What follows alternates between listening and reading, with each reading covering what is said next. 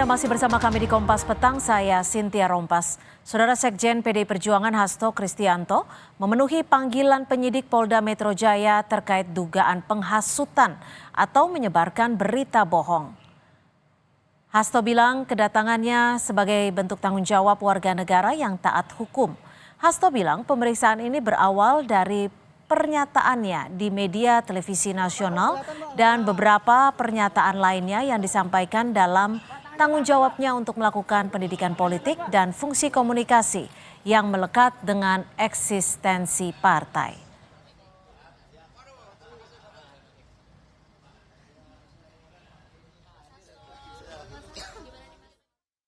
Di mana dari pernyataan-pernyataan saya itu kemudian ada yang mengajukan pengajuan ke aparat penegak hukum karena diduga pernyataan saya itu merupakan suatu bentuk penghasutan yang membuat adanya tindak pidana dan juga adanya suatu berita-berita bohong yang diduga kemudian berita bohong itu menciptakan kerusuhan. Partai politik punya tugas untuk menyerap aspirasi dan menyuarakan pendapatnya itu, termasuk apa yang terjadi dengan pemilu 2024. Ketua DPP PDI Perjuangan Puan Maharani menanggapi singkat soal pemeriksaan Hasto Kristianto oleh Polda Metro Jaya. Puan menyebut PDIP taat hukum dengan mengikuti proses hukum yang ada.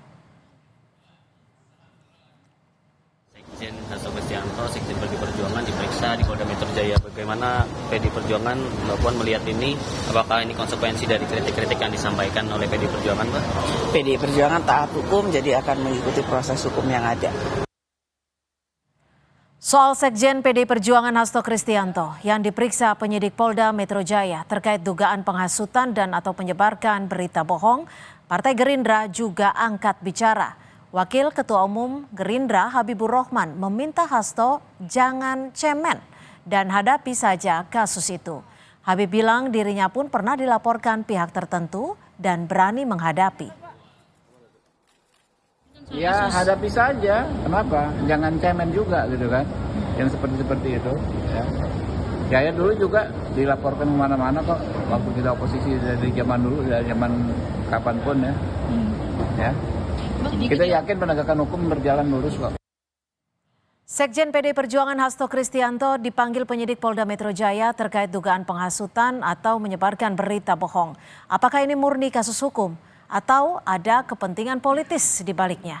Kita bahas bersama Usman Hamid, Direktur Eksekutif Amnesty International Indonesia, Patra M. Zain, kuasa hukum dari Hasto Kristianto, dan juga Arianto Sutadi, penasihat ahli Kapolri. Selamat petang, Pak Usman, Pak Patra, Pak Arianto, terima kasih sudah bergabung bersama kami di Kompas Petang. Saya akan ke Pak Patra terlebih dahulu. Assalamualaikum warahmatullahi wabarakatuh. Waalaikumsalam warahmatullahi wabarakatuh. Pak Patra, tadi pemeriksaan berapa lama dan apa saja yang ditanyakan kepada Pak Hasto? Jadi saya mau cerita, ini panggilan 29 Mei tertanggal, minta Pak Hasto Kristianto, ya, beliau menjabat sebagai Sekjen PDI Perjuangan, hadir ya dalam rangka undangan klarifikasi. Ya. Pak Arianto sama Pak Usman lebih paham dari saya. Ini bentuknya undangan. Ya, jadi belum pada dasarnya terkait dengan proses hukum. Namanya undangan, tidak ada dalam KUHP klarifikasi itu. Ya, boleh cek itu ke Pak Arianto. Ya. Namun karena Pak Sekjen, Pak Hasto ini seperti tadi Mbak Puan bilang, sebagai warga negara yang taat pada hukum, hadir, kan begitu. Ya kan, hadir. Ya, karena apa? Karena ada laporan dari masyarakat terkait ada dugaan tindak pidana. Apa dugaan tindak pidananya? Penghasutan. Ya, itu sebagaimana diatur dalam pasal 160 KUHP. Ya. Jadi Pak Hasto bilang, kita harus hadir ini. Kenapa? Karena kita taat hukum. Yang digarisbawahi adalah kaitannya pernyataan beliau di media SCTV dan Kompas TV. Kalau pernyataan di media dan Kompas TV berarti produk jurnalistik, kan gitu. Mhm. Nah, karena produk jurnalistik, maka tentu saja kita sebelum klarifikasi Pak Hasto minta ke Dewan Pers dulu tadi. Hmm. Ya, makanya kalau ditanya Mbak Cynthia berapa lama itu? Kalau lamanya itu mungkin 30 menit ya, yang banyak ngobrolnya tadi. Apa saja Ya yang kan? ditanyakan dan juga diklarifikasi? Nah, jadi Pak Hasto kan pada penyidik kan selalu ditanyakan dalam klarifikasi maupun dalam pemberkasan BAP. Mhm. Apakah saudara bersedia memberi keterangan? Ya kan, kata Pak Hasto pada waktu pemeriksaan, sebelum saya menyatakan kesediaan, ini yang pengen juga penyidik ditanya klarifikasi ke penyidik. Yang pertama tadi ya minta klarifikasinya Oke. apa? Hal apa yang pernyataan apa dan hal apa yang di dalam Hmm. bentuk wawancara SCTV dan Kompas itu yang dianggap menghasut? Apa? Yang kedua, pemberitaan bohong apa yang telah dilakukan? Ya. Dan yang ketiga, apa kaitannya pernyataan 16 Maret dan di Kompas TV dan SCTV itu yang berhubungan dengan kejadian demo di DPR apa? Lalu mempertanyakan ya dasar laporan. Nah, oleh karena itu tadi juga disampaikan ya bahwa penggunaan pasal 160 KUHP ini Mhm. perlu kita ingat dan jangan kita ahistoris ya. Ini dibawa dari Kode Napoleon Baik, 1810 untuk menjajah Belanda. baik, baik. Ya, lalu Belanda bawa untuk menjajah Indonesia 1918. Baik. Ini pasal penyebaran kebencian Hazai artikel yang digunakan Belanda untuk membungkam para pendiri dan para pejuang bangsa kita. Nah, itu. Jadi Baik. kenapa ini perlu diklarifikasi kan gitu. Oke, baik, kami tangkap. Nah. Saya akan ke Pak Haryanto. Pak Haryanto, Anda menilai tepatkah penyidik memanggil Pak Hasto dalam kasus ini? Dugaan penghasutan dan menyebarkan informasi elektronik dan juga berita bohong. Ya, gini ya, polisi atau penyidik itu berbuat masih ada dasar. Tugas polisi itu kalau di dalam penegakan hukum adalah dia menegakkan hukum, kebetulan dia menjadi penjuru terdepan. Pintu gerbang terdepan untuk suatu proses penegakan hukum itu bisa ditegakkan apa tidak, itu intinya kepada polisi terdepan. Dan kemudian kewenangan yang diberikan kepada polisi adalah penyelidikan sebelum ada penyidikan. Mhm. Menurut UHAP ya, penyelidikan itu artinya apa? Tindakan penyelidik untuk mencari keterangan untuk apakah ini suatu tindak pidana atau bukan. Untuk bisa dilakukan penyidikan apabila itu tidak pidana. Sekarang saya melihat tadi dari Pak Patra tadi ya, mengatakan bahwa itu panggilan klarifikasi. Itu adalah panggilan klarifikasi itu langkah-langkah di dalam polisi melakukan penyelidikan. Karena begitu polisi menerima laporan polisi, itu tidak bisa langsung melakukan tindakan yang termasuk dalam upaya paksa, tetapi harus melengkapi informasi ya untuk bisa menentukan apakah ini tidak pidana apa bukan. Belum sampai pada tersangkanya. Ya. Jadi ini Pak Hasto pasti dilaporkan, Pak ini menyerahkan kira-kira ya laporannya itu ini menebarkan berita bohong, ini kabar apa menghasut dan sebagainya. Itu laporannya kira-kira begitu kan. Nah, polisi mengadakan penyelidikan. Langkah yang pertama yang biasa dilakukan adalah memanggil, bukan memanggil ya, mengundang.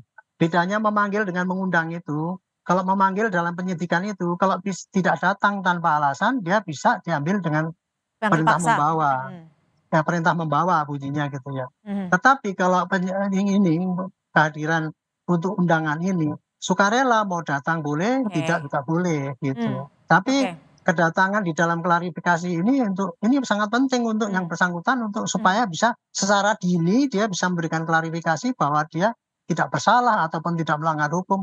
Itulah kepentingannya pemanggilan untuk undangan ini gitu. Memang di KUHP tidak ada. Tapi Oke. saya sendiri juga yang bikin perkap itu untuk supaya ada tahap penyelidikan ini. Dan di KUHP yang baru pun saya juga mengusulkan supaya ada lah apa langkah-langkah penyelidikan yang boleh Ya. menurut KUHP dan yang tidak boleh itu seyogianya ada. Oke. Tapi kalau untuk pemanggilan ini saya kira masih wajar-wajar aja untuk mencari klarifikasi. Oke, saya ke Mas Usman. Kalau Mas Usman melihatnya ini murni produk jurnalistik sehingga harusnya dibawa ke Dewan Pers, atau sudah tepat ketika ini dipanggil dalam bentuk undangan untuk menjelaskan klarifikasinya di kepolisian? Mas Usman, audionya sepertinya masih tertutup.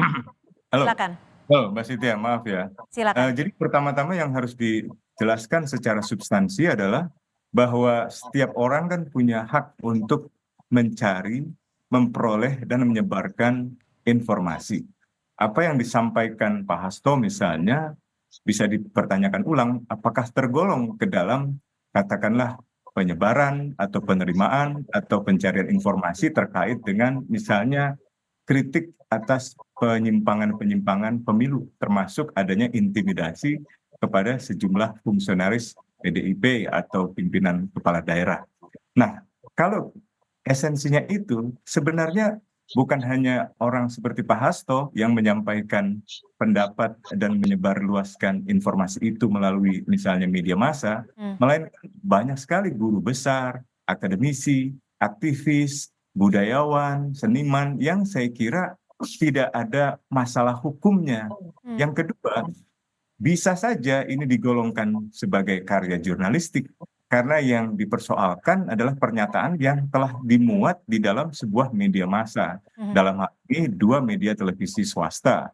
Dan saya kira karena itu sudah masuk dalam kategori berita, ia sudah melalui proses editorial, proses cover both sides. Oke. Dan mestinya diletakkan sebagai karya jurnalistik. Kalau ada keberatan, ia bisa menyampaikan hak jawab kepada media tersebut dan media tersebut wajib untuk memuat hak jawab dan seterusnya kalau ada Oke. sengketa yang dipersoalkan. Tapi gini Mas Usman, ketika ini mendapatkan undangan ke pihak kepolisian, menurut Anda apakah ini murni kasus hukum atau ada unsur politis? Sulit untuk disangkal bahwa unsur politisnya ada di balik perkara ini. Kita tahu bahwa setahun terakhir terlihat ada kompetisi politik di kalangan partai-partai dan juga di kalangan para politisi. Dan di dalam kompetisi itu banyak pihak misalnya berusaha untuk memenangkan kepentingan politiknya melalui pemilu yang jujur dan adil. Tapi banyak juga yang tidak berkompetisi, termasuk para guru besar, aktivis, akademisi, budayawan, yang memberikan pandangan yang kritis terhadap penyelenggaraan pemilu, termasuk intimidasi, sebagaimana yang disampaikan juga oleh Pak Hasto. Dengan demikian, sebenarnya tidak ada yang bisa dipersoalkan secara hukum. Berbeda halnya seandainya misalnya Pak Hasto berbicara di depan katakanlah kerumunan massa pendukung PDIP, lalu ia menyerukan atau menghasut adanya keonaran dan seketika itu juga mobilisasi massa tersebut menimbulkan misalnya peristiwa kekerasan, pengrusakan barang properti publik sampai dengan misalnya merugikan integritas fisik orang lain. Nah, kalau itu bisa dipidanakan. Tapi kalau itu kita lihat dalam kasusnya tampaknya tidak ada. Itu hanya wawancara eksklusif di dalam sebuah wawancara. Jangan-jangan semacam ini yang sekarang ini sedang diusahakan dilarang oleh pemerintah seperti yang ada di dalam RUU penyiaran, yaitu larangan untuk jurnalisme investigatif. Ini yang justru saya khawatirkan gitu. Karena itu saya meminta jajaran kepolisian dengan segala hormat untuk tidak meneruskan proses ini seperti proses kriminalisasi terhadap kebebasan berpendapat. Seorang fungsionaris partai itu punya hak, apalagi posisinya sekjen. Saya kira tidak ada salahnya secara substansi apa yang disampaikan oleh Pak Hasto. Dan forumnya juga tidak bisa dipersoalkan. Gimana Pak Aryato, Anda setuju kalau ini salah satu sebagai bentuk atau ada indikasi memang untuk sedikit mengurangi atau membatasi kebebasan berekspresi? Ya, Bu, jangankan Pak Hasto ya sebagai pejabat tinggi gitu ya. setiap manusia biasa, orang gelandangan pun itu punya hak untuk ngomong di negara kita sekarang ini. Mau ngomong bebas karena itu dijamin oleh konstitusi. Cuman masalahnya sekarang adalah ada undang-undang yang diberlakukan, antara lain KUHP itu tadi, undang-undang ITE dan sebagainya itu. Bunyinya di situ ada disebutkan unsur-unsur orang yang melanggar pidana itu begini, begini, begini. Contohnya aja kalau untuk ini ya pasal yang dianggap pasal karet ini ya. Barang Oke. siapa menimbulkan keonaran dan sebagainya. Itu pasal itu masih berlaku. Ya. Tugas polisi di sini itu hanya kalau ada orang melapor, berarti kan ada orang yang merasa dirugikan, ya tidak senang gitu ya, merasa dirugikan haknya ataupun merasa dirugikan kepentingannya dan sebagainya. Dia lapor kepada polisi, Pak ini loh ada kejadian, ini Pak Hasto ini pasalnya begini-begini. Tugas polisi yang pertama kali adalah menyelidiki apakah itu kasus itu masuk dalam unsur pidana apa tidak. Itu tugas yang paling awal itu yang dicari. Nah di sini polisi nanti akan mencari apakah ini patut masuk dalam unsur pidana apa tidak. Kalau Polisi Anda pasti akan membacanya tanya seperti nanti. apa, Pak Arianto? Apa itu? Kalau Ya, Anda polisi membacanya harus seperti apa? Untuk kasus ini sendiri, bisakah atau ada potensikah dalam klausul pidananya? gini, polisi pasti nanti akan mencari ya, cari Pak Hasto apakah memang ngomong begini. Itu tadi klarifikasi. Yang kedua, nanti akan tanya pada saksi ahli-ahli yang ahli pidana, ahli bahasa dan sebagainya untuk memberikan keterangan bahwa ini patut enggak masuk di dalam unsur pidana menimbulkan keonaran dan sebagainya. Polisi cuma itu aja, mencari bukti-bukti, saksi-saksi. Kalau seandainya itu kemudian ternyata banyak yang menyatakan bahwa ini ya, para pakar mengatakan bahwa ini masuk memenuhi unsur, pasti kemudian baru dimasukkan bahwa itu menjadi tersangka karena memenuhi unsur pidana, jadi ada tidak pidana. Itu barulah masuk kepada penyidikan gitu. Kalau Oke. sekarang ya polisi memang harus memeriksa gitu. Dan itu Untuk Pak Hasto mendengarkan saya keterangan kira dan klarifikasi. iya, itu Baik. bebas ngomong itu. Saya ke Bung Satu Patra. lagi, Bung Patra, satu lagi. dari 30 menit tadi perbincangan, ditemukan tidak adanya unsur pidana? Saya mau tanya balik ya ke Bu Cynthia. Salah satu kalaupun dipermasalahkan adalah pernyataan Pak Hasto bahwa pemilu 2024 itu ada kecurangan. Nah, itu yang jadi pernyataan di SCTV dan Kompas TV. Pertanyaan saya, kalau begitu dissenting opinion 3 hakim konstitusi yang menyatakan dalam pertimbangan hukumnya ada kecurangan, mesti diajak juga diundang klarifikasi.